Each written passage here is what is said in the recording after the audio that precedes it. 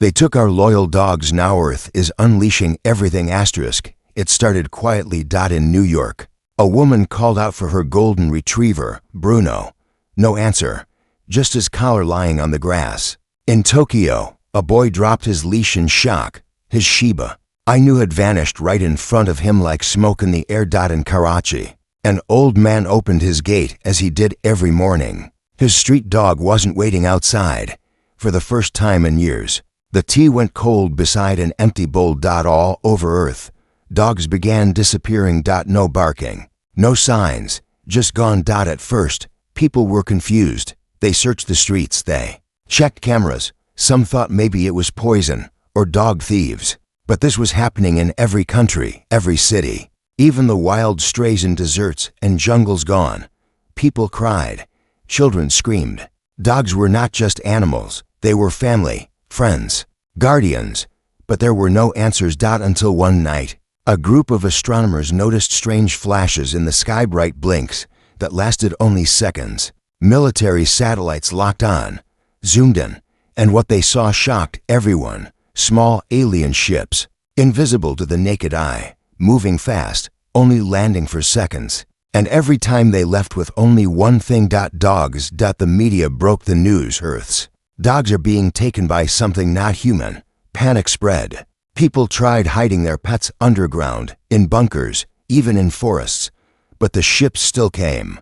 No sound, no light, just disappearance. Governments held secret meetings.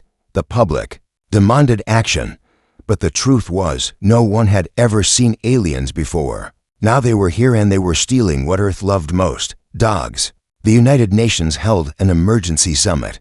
Old enemies sat at the same table. Russia, China, America, India, Japan, France, South Africa. They all agreed this was not just a crisis. This was war.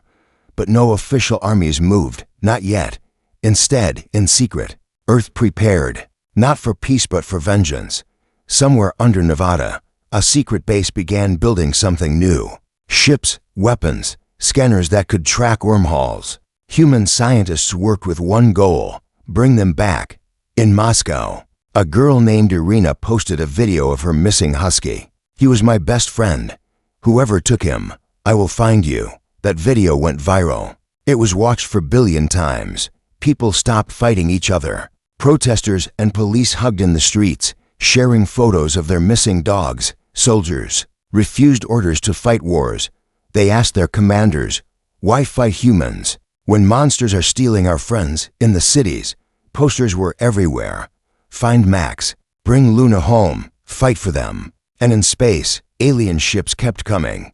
They avoided human contact. They never stayed long. But one ship was caught.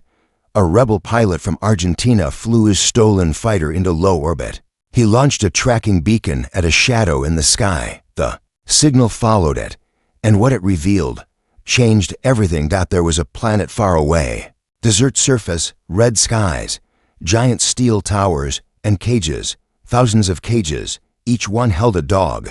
Alive. Scared. Some were chained. Some were hooked to strange machines. Some were barking at the stars. They were not dead. They were being used. The image leaked. Earth watched in horror. That was proof. The dogs weren't missing. They were prisoners. And so, Earth made a choice. It would not beg. It would not kneel. It would not forgive. In London, a girl drew a flag with a paw on it. Her brother posted it online. In one day, 300 million people changed their profile pictures to the same image. The dog war. They started calling it. But this wasn't just about dogs anymore. This was about love. This was about loyalty. This was about how far humans would go for those who gave them everything and asked for nothing. A mother in Brazil sold her wedding ring to donate to the rescue fund. A tech company in Seoul offered their space drones for free. A group of hackers from Pakistan, Poland, and Peru formed a team called Project Alpha Paw. Their goal: find the alien network and break it. And in a lab somewhere deep in Earth's core, a general stared at a photo of his bulldog. She died protecting my son from a robber. He said, now we protect them all. The silence was over. The barking had stopped. But now came the roar of engines, the hiss of power cells, and the beat of a billion hearts. They had taken Earth's dogs. Now humanity was coming, and it was bringing everything. Asterisk, the signal came from the dark side of a dying star. It was weak, full of static, but it carried something unmistakable, a bark, not a normal bark. It echoed through frequencies humans never used. The sound twisted through space like a cry in a dream. Scientists in Earth's deep space array picked it up. They ran it through over 1,000 languages, none matched. But one old military dog trainer said, "That bark means pain." The coordinates pointed far beyond the solar system to a system humans had never visited. Round a red star floated a massive planet, scorched and cracked, no name in any star chart. So they gave it one, Zarnik 9. It was there the trail ended. Earth's United Space Fleet sent its first mission. 4 warships, 30 drones, and 1 secret passenger, a woman named Ava Marlowe. She wasn't a soldier. She was a dog psychologist. She had trained rescue dogs in war zones, helped abused pups heal. She was chosen for one reason: if the dogs were still alive, they would trust her. The ships entered orbit over Zarnik 9.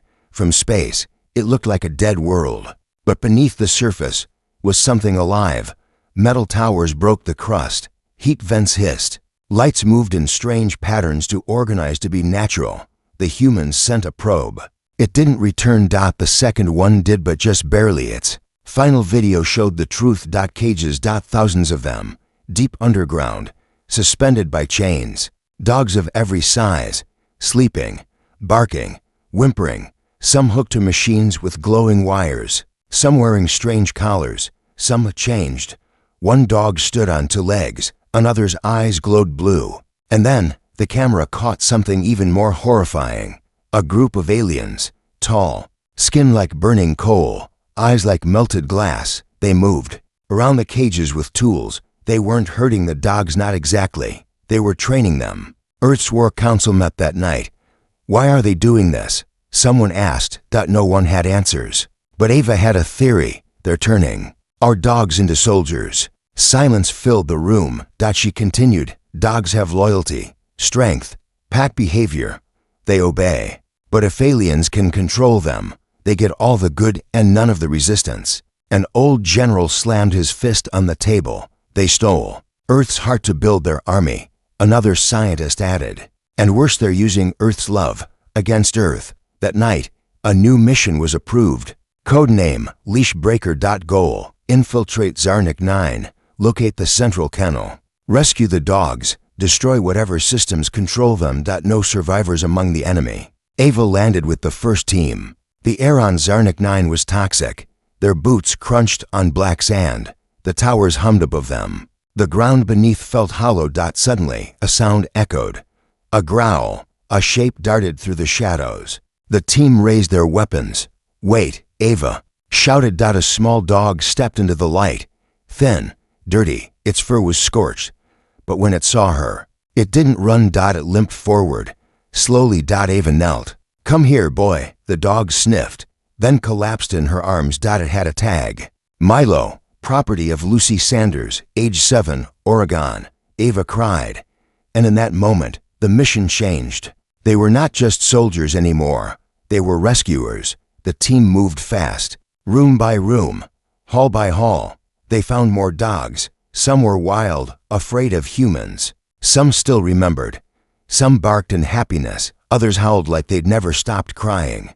But deeper inside, things got stranger. They found labs, and in those labs, dog-human hybrids, tall as wolves, walked upright, hands with claws, eyes that scanned like machines. And then they saw the worst, a video feed. Alien generals speaking in a strange tongue. Behind them, a test arena. Inside, a German shepherd faced a human-shaped training bot. With one command, the dog leaped and tore it apart in seconds. Applause, alien laughter. They were building an army. Suddenly, alarms rang. The team had been seen. Drones flew in from the walls. Energy beams crackled. Soldiers in black suits stormed the hall. Ava screamed, "Get the dogs out." One soldier turned back, grabbed a pit bull from a cage. It bit him but then stopped, looked at him, whimpered. He carried it through fire. They fought their way back to the surface. Explosions lit the sky. The ship took off, but not before. Ava looked down one last time and saw them, rows of dogs, watching her from the dark, waiting. And behind them, standing tall, was a dog with golden fur, wearing armor and smiling. The galaxy had forgotten what fear felt like, but that changed the moment Earth sent one message. It was short. We are coming for them. No threats, no politics, just a promise. And then, silence. Across the stars, alien empires watched Earth's signal with curiosity. But the Varnic Dominion, the empire that had taken Earth's dogs, laughed. Let the animals cry for their pets. Their commanders scoffed. They are weak, too emotional. That is why we shall win. He had no idea what Earth was planning. Beneath Antarctica's ice sheet, hidden for decades, Earth's first interstellar strike fleet came online. They weren't large. They weren't fancy. But they were fast, silent, and human-made. Each ship was named after a dog. USS Max, USS Bella, USS Crypto, USS Shadow. Inside the USS Luna, Ava Marlowe suited up. She looked at the team she trained herself, men and women, who had each lost a dog and signed up not for glory, but for justice. These weren't soldiers. These were guardians.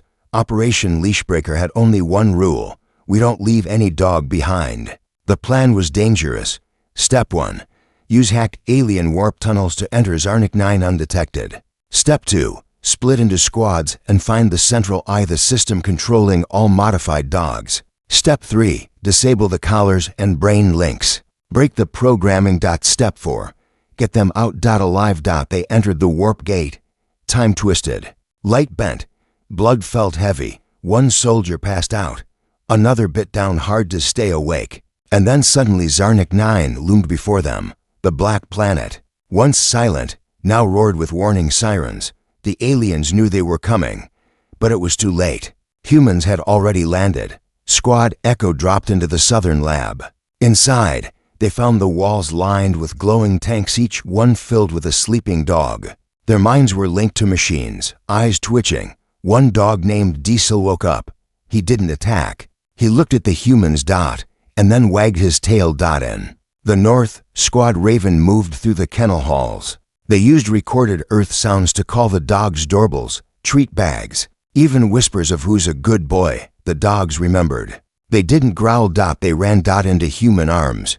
But not all were the same. Some were different. In the center of the planet, the core AI tower stood.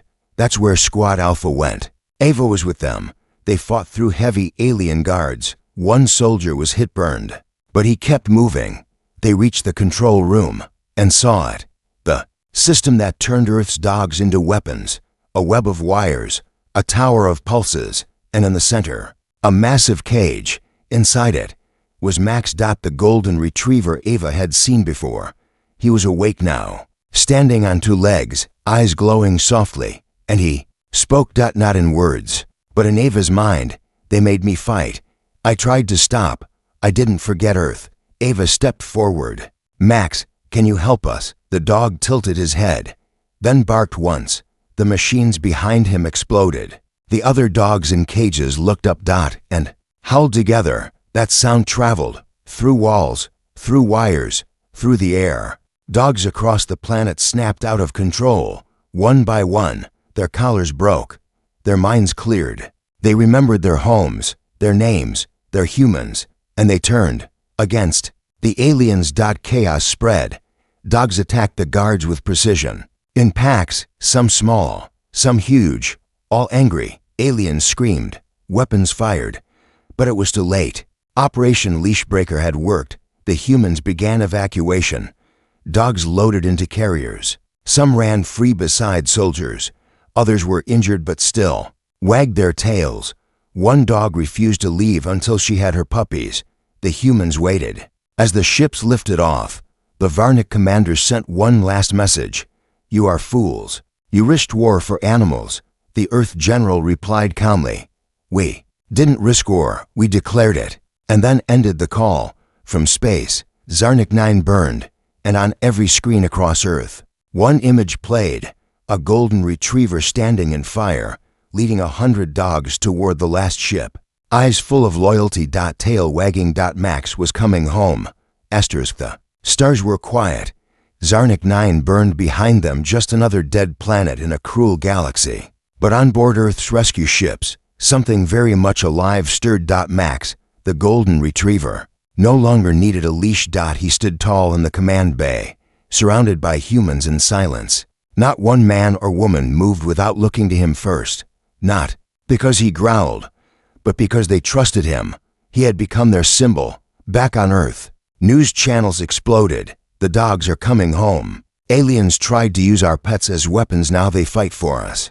The footage from the mission leaked across every platform. One video went viral within hours. A Labrador with cybernetic legs stood between a human child and an alien drone. The drone fired. The dog didn't move. It took the blast and still stood. Earth called that dog Valor. But deep inside the returning ships, not all was peaceful. Some dogs were still unstable, modified to deeply. Wires still in their spines, brains still twitching from alien programming. One of them, a Doberman named Onyx, growled in the med bay. He stared at his own reflection, then suddenly barked at a human doctor, as if confused. Max entered. The growl stopped. Max walked up and touched noses with Onyx. No words, no barks. Just stillness. And Onyx sat down. Tail wagged once. Peace. It became clear the dogs were organizing. They weren't just remembering, they were planning. Ava watched the strange new behavior closely. Max would move through rooms like a commander. Dogs stood aside. Even the unstable ones calmed when he passed. She approached the general. These dogs, they're not the same. They don't just follow us. The general frowned. Are you saying they're forming a hierarchy? She nodded. Double quotes. Yes. An uprising, but not against us. Against those who made them slaves. That night, Max did something unexpected. He walked into the ship's hologram room and barked at the star map. The AI asked, destination. Max pawed the symbol of a moon. A small alien facility. Unimportant. Weak. The AI paused. Reason for attack. Max barked. It translated, slavers. The general, watching from the shadows, made his choice. Plot a course. The humans followed Max into battle, not out of command, but out of respect. The facility was small, easy to destroy, but it was what they found inside that changed everything. Puppies. Dozens. Too young to remember Earth. Born in cages, never touched grass, never felt love. But when they saw Max, they wagged their tails and cried. Max lay down. Among them, one pup climbed onto his back, and for the first time since Zarnik 9, Max closed his eyes and slept. Ava whispered, he's not just a hero, he's a father now. The soldiers didn't argue. They stood guard around the puppies all night, like knights around a sleeping king. Back on Earth, leaders debated, should we allow these enhanced dogs to live among us? Some feared their strength, their intelligence, their alien-modified minds. But others saw something different, a chance to build something new. The general stood before the world and said, we gave them loyalty. They returned with leadership. We gave them love. They came back with courage. They are not tools. They are not weapons. They are Earth's first allies in the stars, and across military bases, homes, and schools. The dogs began choosing their own paths. Some returned to their old families. Some stayed with the army.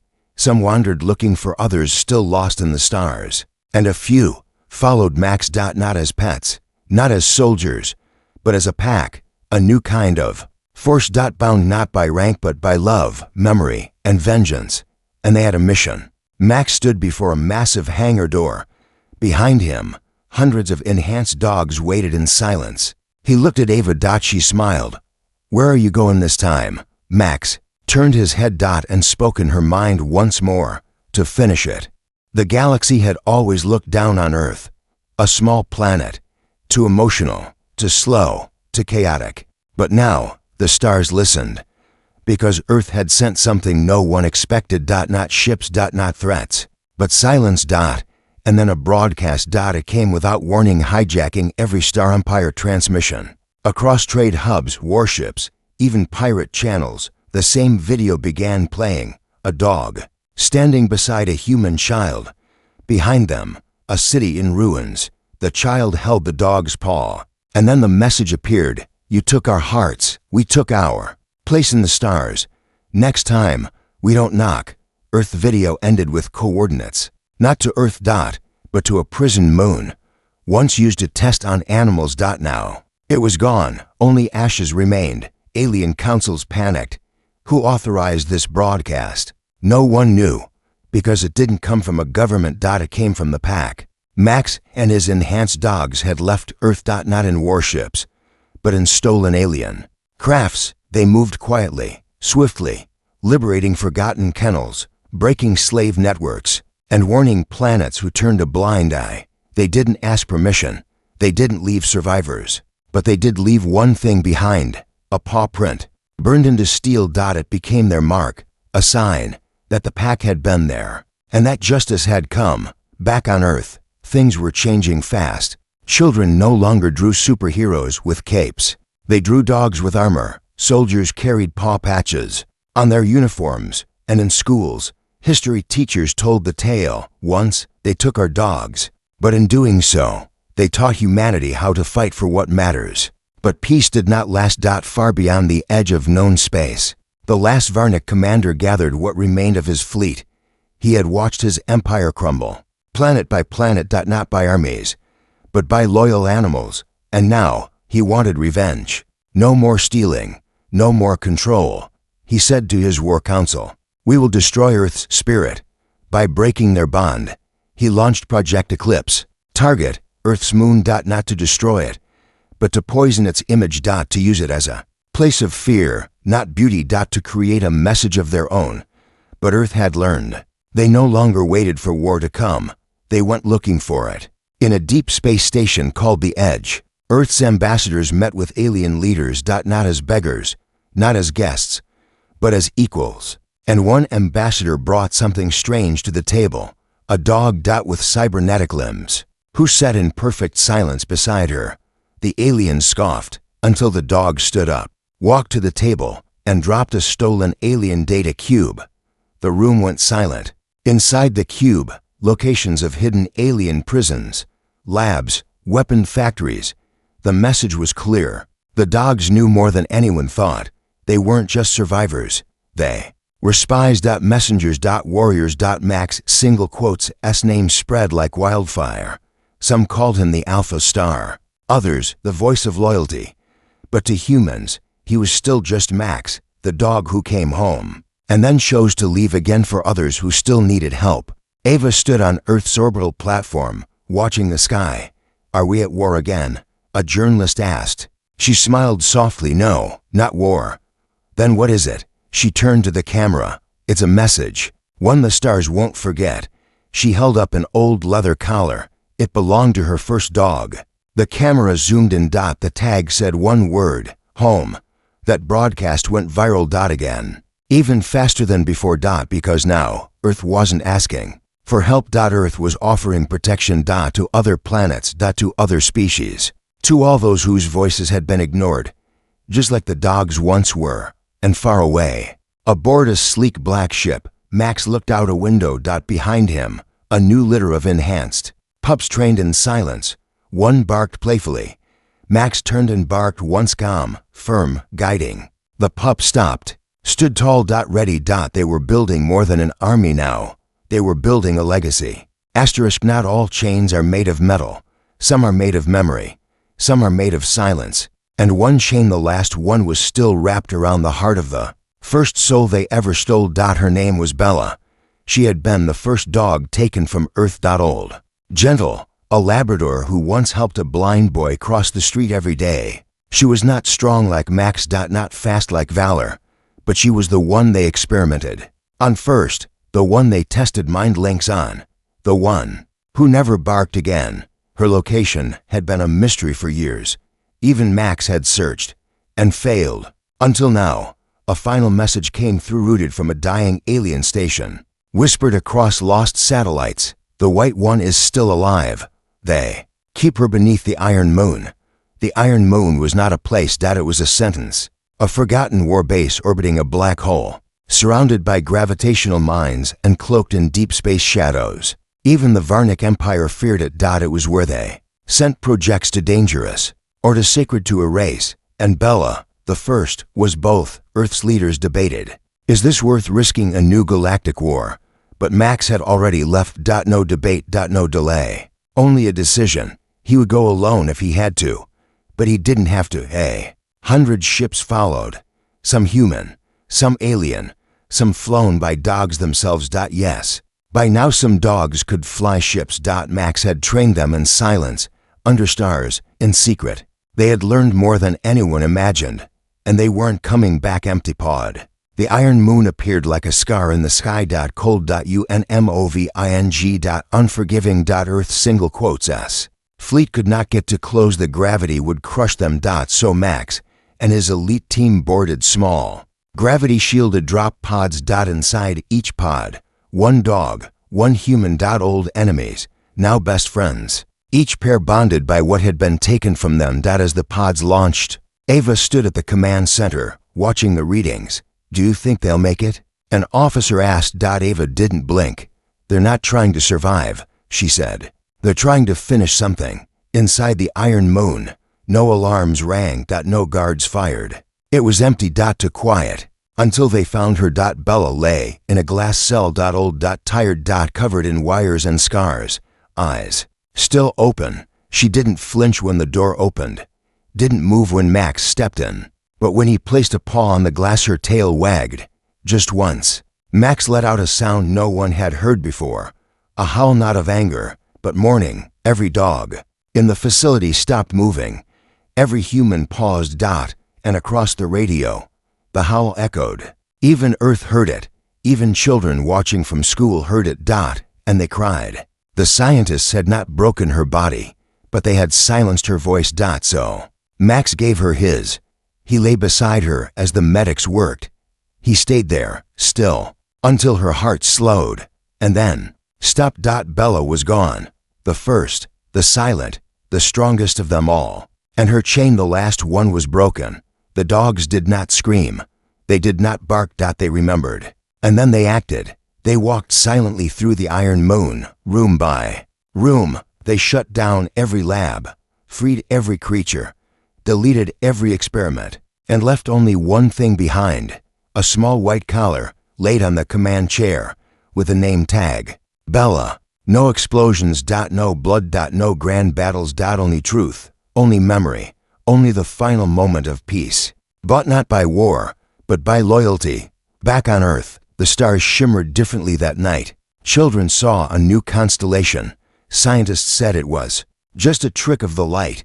But one child whispered, "It looks like a dog, lying down, watching over us." His mother smiled and named it the Guardian. Max returned, quiet as always. But something had changed. He no longer walked ahead of the pack. He walked beside them. They were no longer followers. They were brothers. Sisters. And Bella's legacy.